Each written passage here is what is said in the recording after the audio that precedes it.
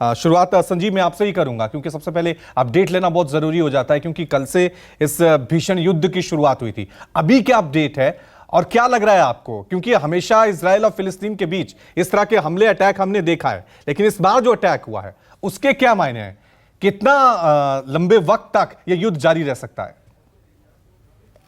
देखिए, अभी सुबह का वक्त है। इस वक्त बहुत ही अर्ली मॉर्निंग कहा जा सकता है गाजा स्ट्रिप और उन इलाकों में इजराइल के जहां पर हमले हुए थे। और स्थिति ये है कि दोनों तरफ, चाहे वो आप बात दक्षिणी इजराइल की कर लें या फिर गाजा की कर लें, मौत का मंजर देखने को मिल रहा है।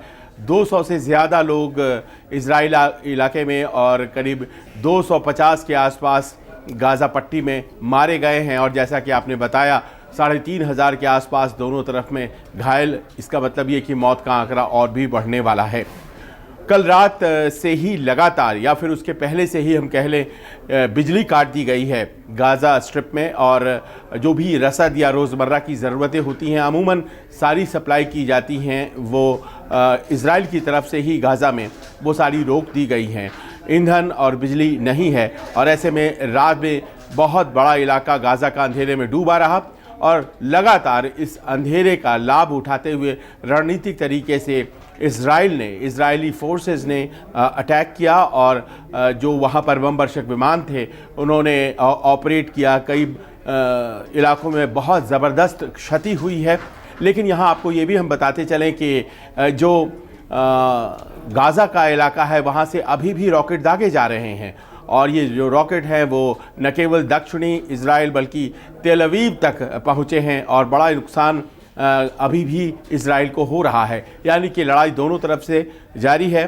चूँकि हमास लड़ रहा है फ़िलिस्तीनियों की तरफ से, और वो एक इस्लामिक संगठन है, गुरिल्ला वॉरफेयर में ज़्यादा यकीन रखता है, तो उसके पास उस तरह से संगठित बल नहीं है जिस तरह का इजरायली डिफेंस फोर्सेस के पास है। और जाहिर है कि देर सवेर इजरायलियों की ही जीत होगी। इजराइल के प्रधानमंत्री बेंजामिन नेतन्याहू ने ये ऐलान किया है कि जहां भी हमास होंगे वहां हम घुस कर के उनका सफाया करेंगे। और कुछ देर पहले वहां के रक्षा मंत्री ने भी कहा है कि जैसा पहले था अब वैसा कभी नहीं होगा। यानी कि उस पूरे इलाके की ज्योग्राफी को बदल दी जाएगी। और इस तरह से अब पाते हैं कि और भी ज़्यादा भीषण बमबारी आने वाले समय में दिखी जा सकती है। इजराइल के पीछे अमेरिका और उसके सारे समर्थक देश लामबंद हैं, लेकिन अकेला फ़िलिस्तीन भी नहीं है। और पाया ये जा रहा है कि फ़िलिस्तीन के द्वारा और ख़ास तौर पर हमास के द्वारा जो हमला किया गया गाज़ा स्ट्रिप पर, उसके लिए सेलिब्रेशंस कई जगहों पर हुई हैं, ख़ास तौर पर ईरान में। ईरान आप जानते हैं कंट्रोल करता है हमास को और हिजबुल्लाह को, जो कि लेबनान में ऑपरेट करते हैं। और कहा यही जा रहा है कि एक पीस टॉक चल रहा था जो कि सऊदी अरेबिया द्वारा ब्रोकर किया जा रहा था। इजराइल और फ़िलिस्तीन के बीच अमेरिका इसका एक अहम पार्ट था। और ऐसे में जबकि वहाँ की जो पैलेस्टीनियन अथॉरिटी है, जिसके महमूद अब्बास चेयरमैन हैं, उनके द्वारा ये ब्रोकर किया जा रहा था। और हमास उसके बाद इररेलेवेंट हो जाता, अप्रासंगिक हो जाता।